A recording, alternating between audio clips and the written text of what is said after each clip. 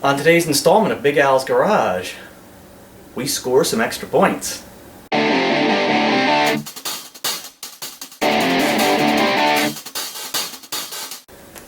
How are y'all doing?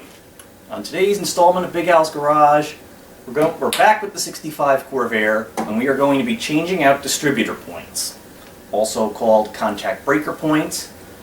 Took the car out the other day, noticed it was running really rough, lurching from a stop, or even just missing while I was driving. Put the dwell meter on it, it was at 37, should be between 31 and 34. So, the distributor points are probably either going or failed. We're going to change them out. Let's get to it. Okay, so here is our distributor. And this is where the points are located. I started things off by marking the number 1 cylinder location with some masking tape and all the spark plug wires with tape. You want to get them back in the right order. That makes it easier. The correct firing order is 145236. It's printed right on the engine cover, but I'll throw that in the description. The points we're going to be putting in, I got them off Amazon for about $9. They are T-Series points. I don't know if you can see that. I'll throw a link in the description. These are at least made in Mexico. I mean, it's not the best, but hey, it's not China either, so we'll take it. Take the coil wire off because we're going to have to crank the motor, and I don't need it starting on me. Now, let's get the cap off. And the cap can only go on one way,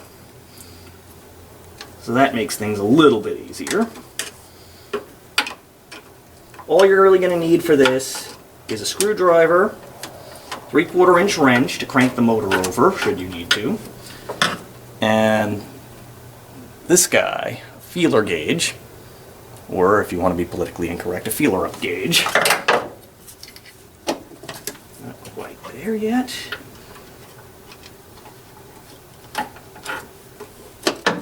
Nope. No, no.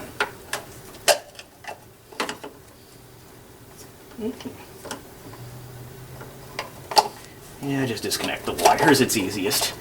That way we can inspect the cap while we're at it. I'm always loath to do that, and our engine is not at top dead center, as you can see by the position of the rotor. Let's look inside the cap. Inside looks, let's see if I can get that in focus. Looks nice and clean. You don't see any pitting or arcing. The contacts all look good. So we don't need a new cap as of yet. Now, underneath this plastic cover is where our points live. Fortunately, the lighting is just not really cooperating with me right now. Let's see. Can y'all see what I'm seeing? And here's the rotor. So, you're going to pop the rotor off temporarily. Should just pop right off, and it's keyed. Rotor looks okay. And here we are, the points and condenser. Now, looks like the motor is close to being at top dead center, but I'm going to crank the motor and you'll see how these work. See if I can zoom in enough for you to see.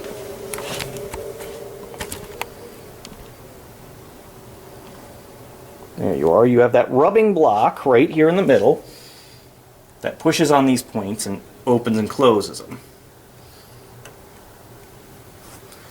Let's compare our new points to our old ones. Hopefully they are the right kind.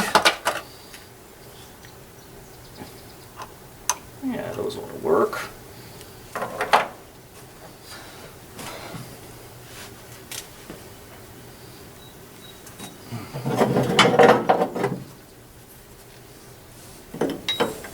Put this wrench on the balancer, counterclockwise.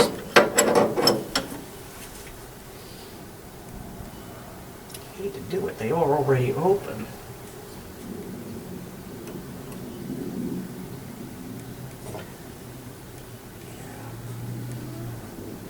Well, no, not quite.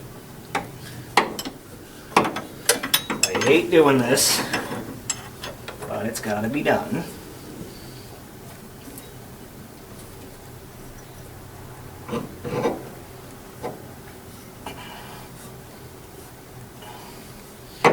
One more ought to do it. The reason I'm not doing this with a breaker bar is because I think this car was rear-ended at one point in its life, and the can't physically fit one in there.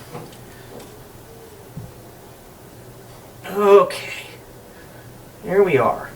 Top dead center. I'm going to stick our feeler gauge in there. See,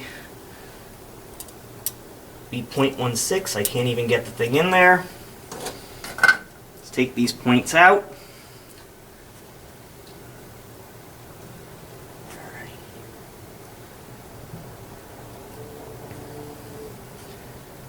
Okay, so there is a screw in here for the condenser. First things first, we need our flat blade.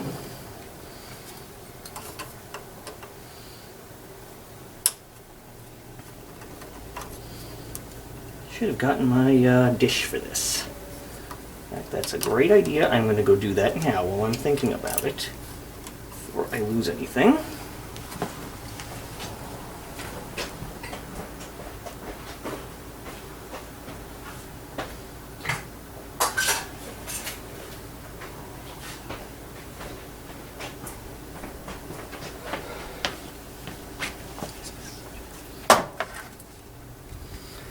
The reason this is such a tedious pain in the posterior because it's basically trial and error.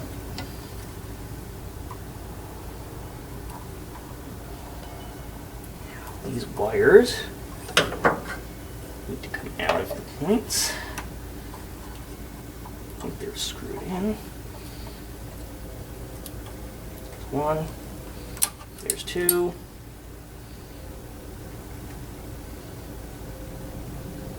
And there's some hitting on the surface, but doesn't look awful.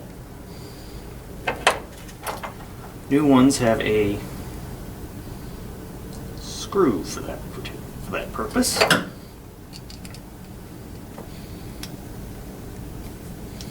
Now the real way to deal with this is to just pull all this out, unless you have a concours quality car, and replace it with an electronic ignition system of some type. Pertronics is one popular brand, but there are others, and tons of forum flame wars over which one is the best.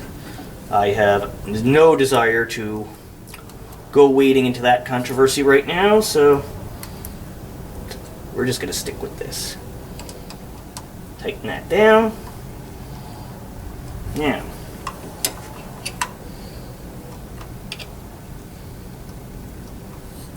we put our screw partway back in.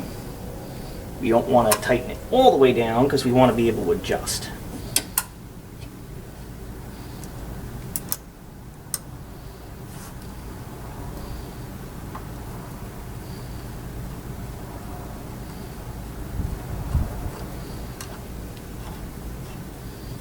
Now that the screw is secured, I can still move the points. Let's get our feeler gauge. Stock is 0.016 inches. That is the tune-up specification. But we'll check it again with a dwell meter once we get this all buttoned up.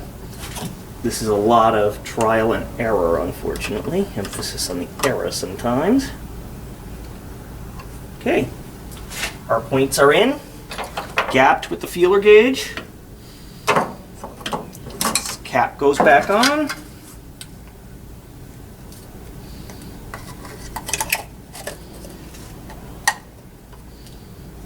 Rotor goes back on, and after this we will probably have to set the timing and mess around with the carburetors also.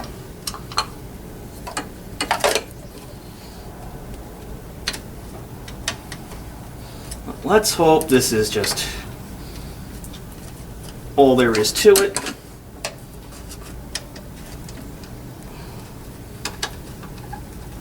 There's a chance it might not even run at all. If the dwell angle is too much, we reduce the gap. That's all there is to it. And that's the trial and error part. The very annoying trial and error part. So we have 1. We have, where is, come on, where are you? I know you're in here. 6. The default, you must be number 4. 1, 4. First time I did this, I didn't put them in the right firing order and was super frustrated as to why it wouldn't run. 5. Let's hope we get it on the first shot. 2. 3. 6. Coil wire. Get all our tools and stuff out of the engine bay. Just a general rule of mine when starting this thing up, or any car for that matter.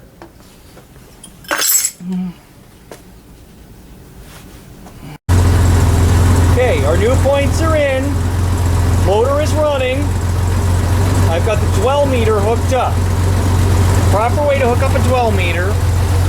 Positive terminal on the dwell meter goes to the negative terminal on the ignition coil.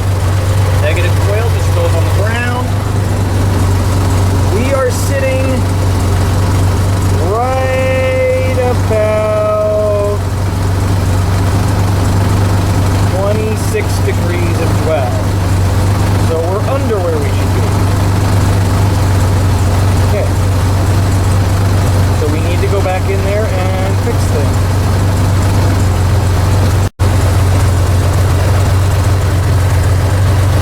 Correction to my last statement. We are actually at 35 degrees dwell.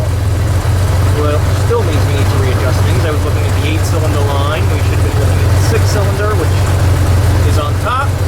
So I'm going to shut the engine off, pull the cap. Well, there you have it, folks. We are currently idling at about 500 to 600 RPMs, right where we should be. Well, it's still on the higher end of where it should be, but within the acceptable range. There you have it. That is how you change distributor points. Of course, the real way to fix this is to rip all that junk out, the points, the condenser and whatnot, and install an electronic ignition system. Fortronics is one brand, but there are others. Flame wars or forums are, of course, full of flame wars on that subject. So I will let you decide which system is the best and not touch that with a 30-foot pole until it's time for me to upgrade to electronic. Until then, till next time, I hope you will like, share, subscribe, look me up on Facebook, and happy motoring!